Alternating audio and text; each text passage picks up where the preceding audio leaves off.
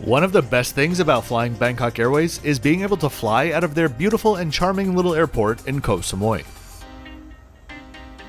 Hi there, my name is Kevin. This channel came from a love of traveling, a love of the full process, and the journey itself. I feature airline trip reports and high-end hotel reviews from all over the world. My reviews aren't sponsored by airlines or hotels, so you can be sure to get my unbiased and honest opinion. Am I an expert? You can decide. Am I fair? Yeah, I am. Let's get into it. Welcome to Koh Samui.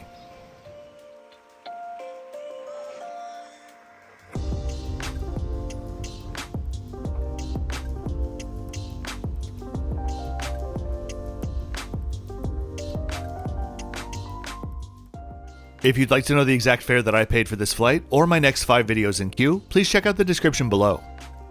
This is the first of 3 flights that will get me to Nha Trang in Vietnam, where my next 2 resort videos will be coming from. As you may know already from my other videos, the airport here in Koh Samui is unique because it's owned and operated by Bangkok Airways, opening in 1989. While other airlines are technically allowed to fly here, if they pay for the pleasure of course, Bangkok Airways has been the sole operator here since COVID, with around 35 daily flights at the time of writing. While I do suppose that you could take the ferry here, for most passengers visiting the island, Bangkok Airways is the only choice, and they know that and they charge accordingly, especially for routes to and from Bangkok. Check-in procedures here have always been pretty laid back, and I've never seen them ask to weigh or measure a carry-on, likely since checked-in bags are also included with fares. So let's get going to the departure gates. I was traveling with family on this flight. My final destination is in Vietnam and theirs was in Bangkok. At check-in, the agents wrote different boarding gates on our boarding passes. I just assumed that it was a mistake. Then, when we got to the security check area, I realized what was going on. They went through domestic security and waited at the standard gate. I, for some reason, would be stamped out of Thailand here and would wait at the international gate before getting on this domestic flight. And then, in Bangkok, I would transit as an international to international passenger. A bit of a strange system if you ask me. I'm not quite sure what the reason is, but perhaps to cut down on immigration queues in Bangkok? So I found myself at the air-conditioned Gate 7, while everyone else on my flight, or well, most of them, were in the open-air part of the terminal, which is a pretty cool place to be when aircraft take off. Now, alone, I decided to head to the Bangkok Airways International Lounge. As I mentioned in my prior trip report, the Bangkok Airways domestic lounges are provided for all passengers, but for the international lounge, I accessed it with Priority Pass and was genuinely surprised at how nice and comfortable it was.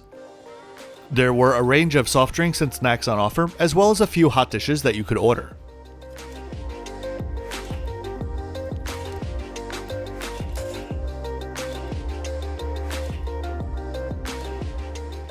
I will say, this is a pretty efficient little airport, and my boarding, along with the 10 or so other passengers, was coordinated precisely with the boarding of the other domestic passengers on the flight.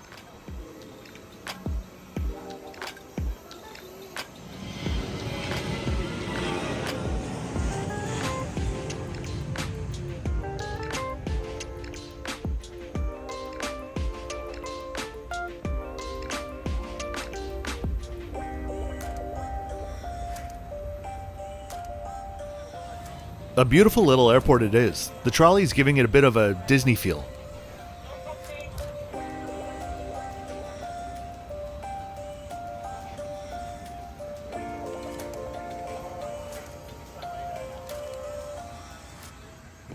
And here's our Airbus A319 for the hop to Bangkok. This one is 17 years old and used to fly for India's Kingfisher Airlines before going bankrupt. Bangkok Airways has 13 A319s in their fleet of 35 aircraft, which they use to fly to 30 or so domestic and regional destinations.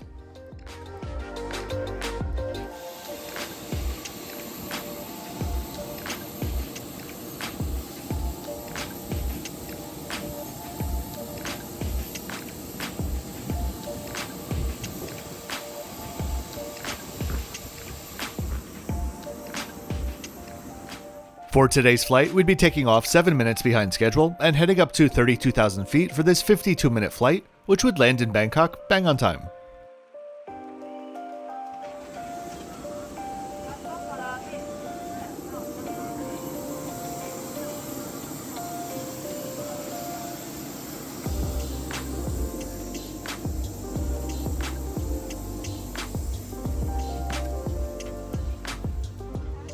On board, the aircraft is not all that remarkable.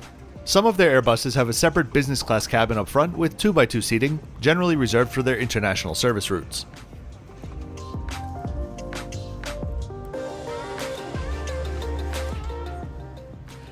In the back, we have a standard near slimline seat with an advertised 30 to 31 inches of pitch, though I'd say that's being a little bit optimistic.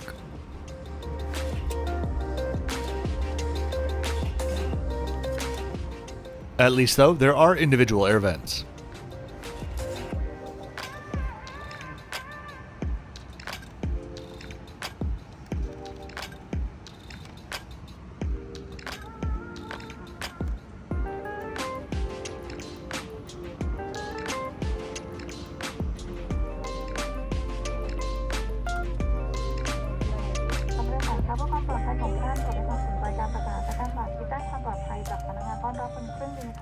After pushback, we taxied by backtracking on the runway, and then made a U-turn before taking off to the south.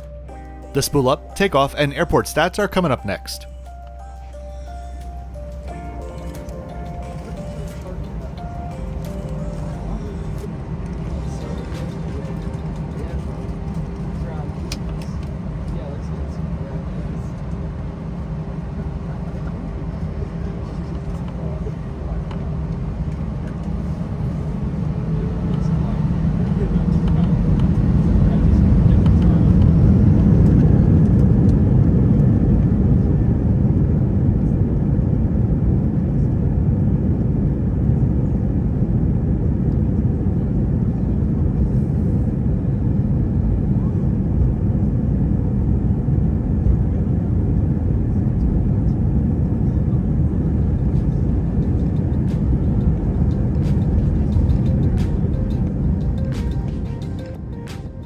By the way, I simply haven't had time to work on them recently, but I will begin posting again on my Roam Above channel linked in the description below, hopefully this summer.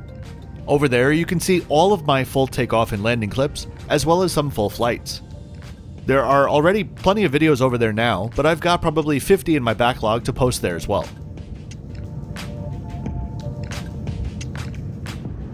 On my previous Phuket to Samui flight, we were given a cold but satisfying snack tray, and I was expecting the same today, so I was pretty surprised again to be given an actual hot meal.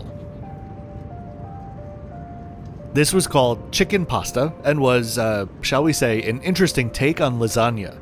And since this flight was around Valentine's Day, we had a dessert to match the occasion, which was actually really tasty. There's really not too much to these flights, so before we knew it, we were crossing over the Thai coast and in descent, turning to line up for a landing from the north.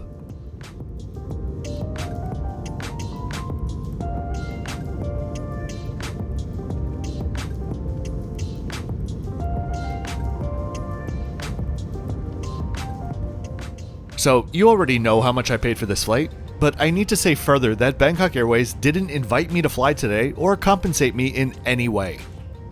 They were completely unaware that I was making this video, and they have no idea who I am. When I'm making a review video, I don't want special treatment, so I film anonymously.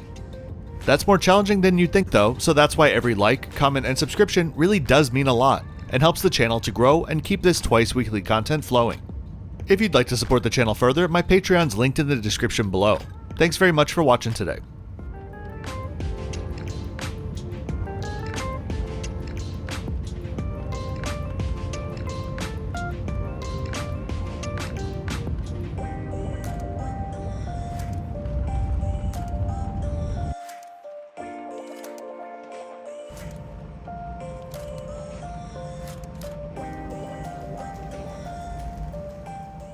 After a quick taxi, we found our gate in the domestic A concourse, and after deplaning, I was told to follow the signs for CIQ passengers.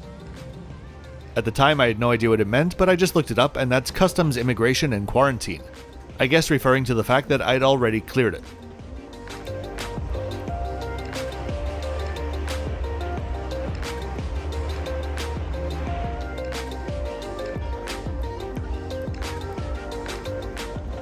Within 10 minutes, I was in the international concourse, so easy peasy stuff. The highlight here, honestly, is the airport in Samui itself.